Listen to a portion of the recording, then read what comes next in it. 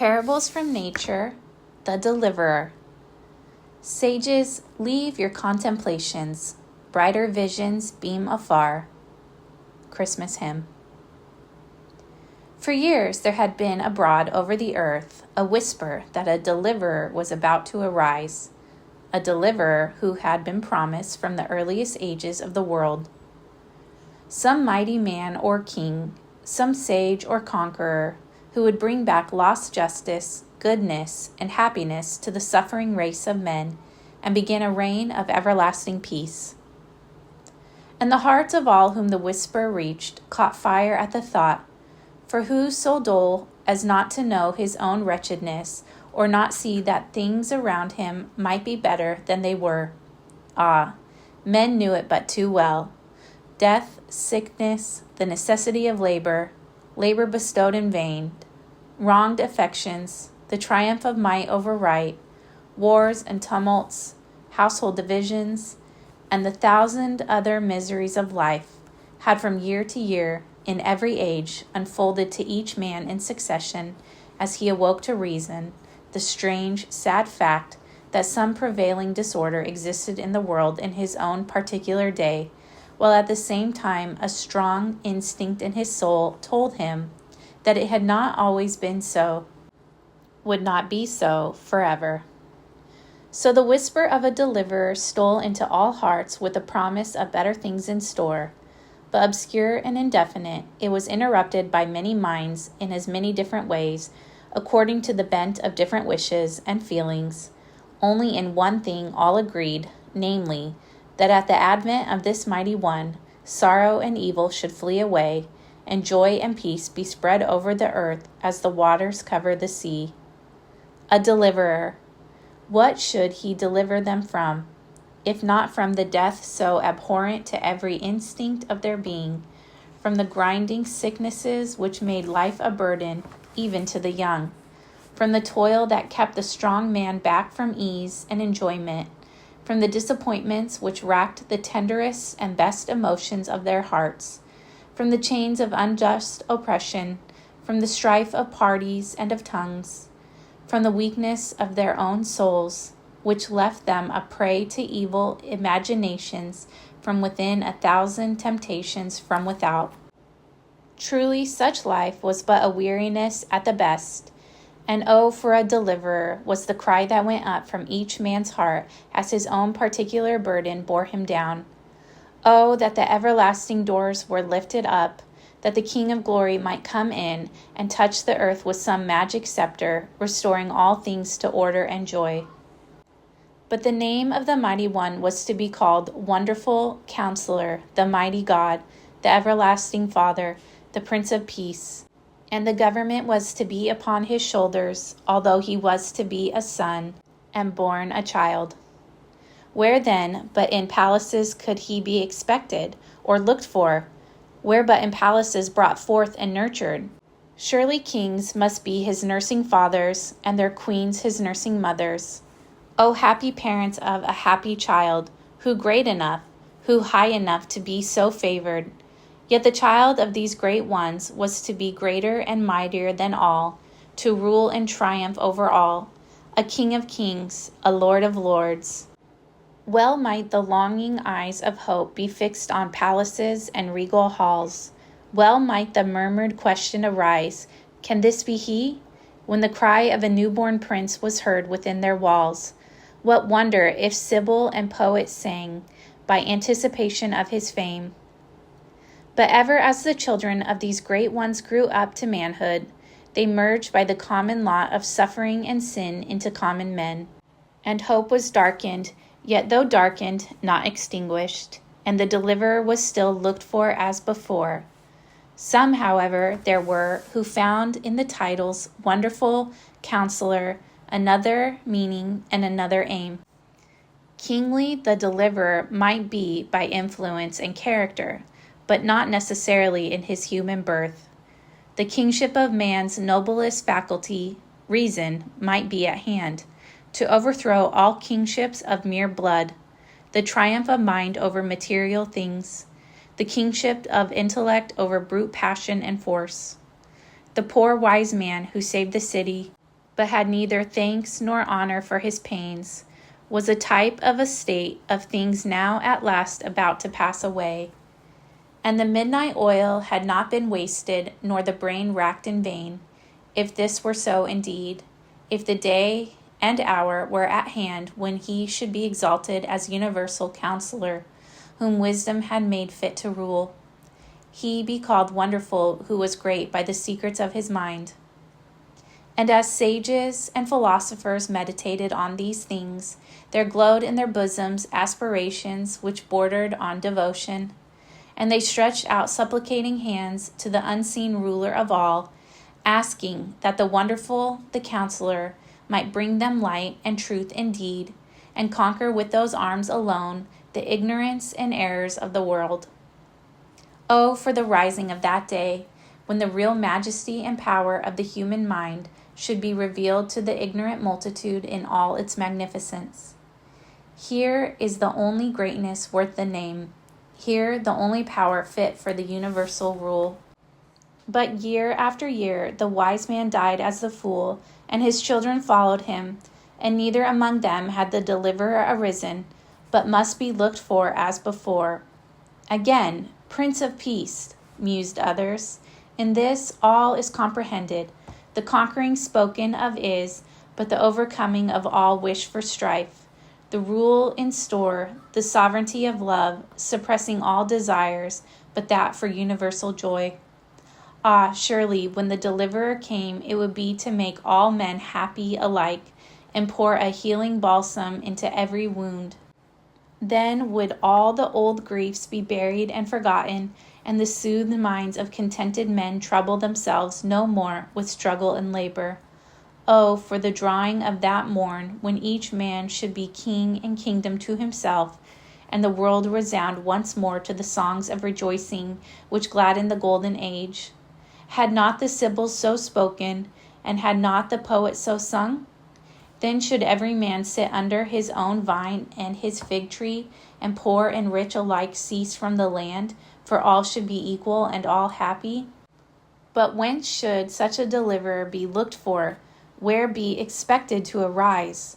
Ah, surely only in some happy spot of nature, some valley peaceful and beautiful as that of Kashmir, among a race of pastoral simplicity, in some perfect household, where disturbance was never known, and one mind prevailed.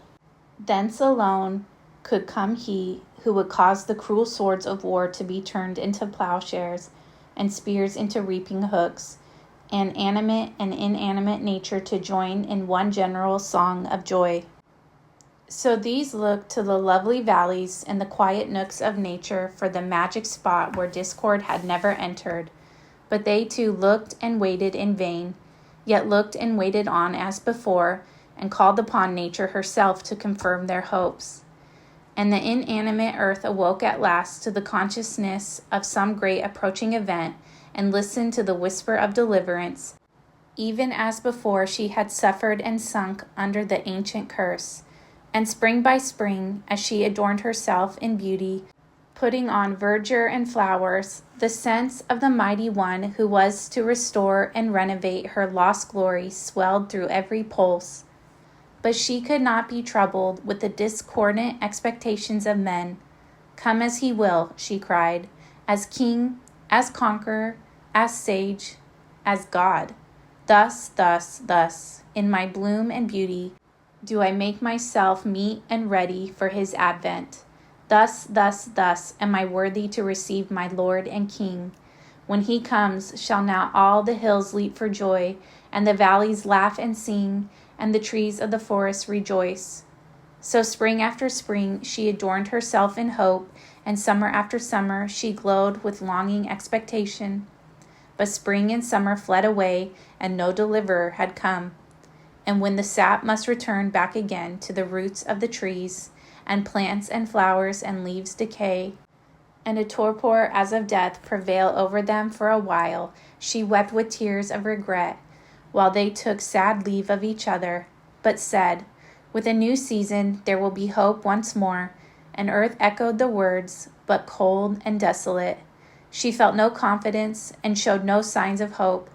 Only the evergreens cheered her up, For said they, while better things cannot be had, be contented with us, at any rate, we will remind you of what is to come. O ignorant man and ignorant earth alike, while darkness was over the mind of one, and deadness over the face of the other, when the eyes of the common world were fixed on earthly palaces, and the thoughts of the wise on the fruits of earthly wisdom, yea, when the lovers of pleasure hoped for a deliverer in scenes of earthly enjoyment, behold, God had chosen the foolish things of the world to confound the wise, the weak things of the world to confound the things which are mighty, and base things of the world and things which are despised, had he chosen that no flesh should glory in his presence. Turn aside your eyes from earthly grandeurs, ye prisoners of hope. Put away from your hearts the confidence of human wisdom. Generation after generation had passed away, and the whole world lay yet in wickedness. For in the wisdom of God, the world by wisdom knew not God. And not many wise men after the flesh, not many mighty, not many noble, are called by him. And then, lo, in the stable of a village inn, where the beasts of the field were wont to take their rest, a weary foot-worn maiden had lain down for shelter and ease, for no other room could be found. And hark to the cry of a new-born babe, which rose thence, unnoticed by the busy world without. The firstborn of a mother whose husband earned their bread by daily toil. What mattered this common birth to other men?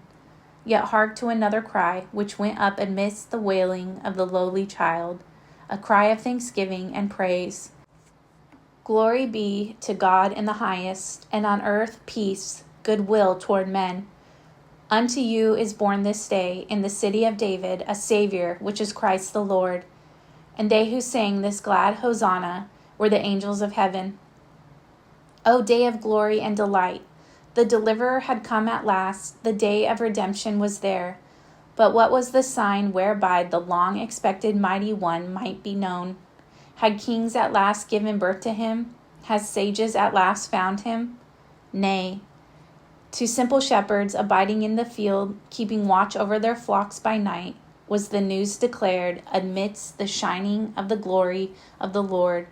And the sign whereby he was to be known was that he should be found wrapped in swaddling clothes and lying in a manger.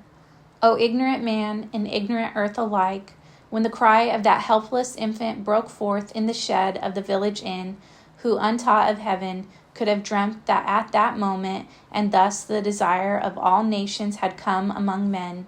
Yet thus, in the counsels of God it was decreed it should be. Thus at his first coming he should come, an example to all men. Aye, thus, in poverty and lowliness, thus, while nature lay torpid and hopeless, and half the world was winter-wrapped in snow, thus, with healing on his wings, but not the healing they sought for, not a deliverance from death or sorrow, not a freedom from toil or pain, not even a ransom from temptation and sin, but behold, by the strength and wisdom of God's right hand and the power of his Holy Spirit, to make men through all these things more than conquerors. We strive after signs and wonders. We look for visible manifestations. We long for sensible experiences, and when unanswered, we fall back without a hope. But how often and often must the lesson of the Advent be repeated? Not always, where and how we look for him, does the Divine One make his presence known to ourselves. Not always, even when we are hopeful and earnest. Not always when in confidence we cry, thus. Am I meet to receive my Lord and King? Does he come indeed? Then hang up the holly, the ivy, and the yew over the Christmas snows, as memorials of a hope which human reason could never teach. Not by the glories of summer was the Comforter ushered into the world. In the season of cold and of darkness he came to his own. In the winter and humiliation of our souls, when the robes of earthly righteousness had been laid aside, it may be he will draw near again. When learning and research cannot find him, It may be he will reveal himself to the simple in heart. When the expectations of great men perish, he may come with healing on his wings to the soul of the lowly and meek.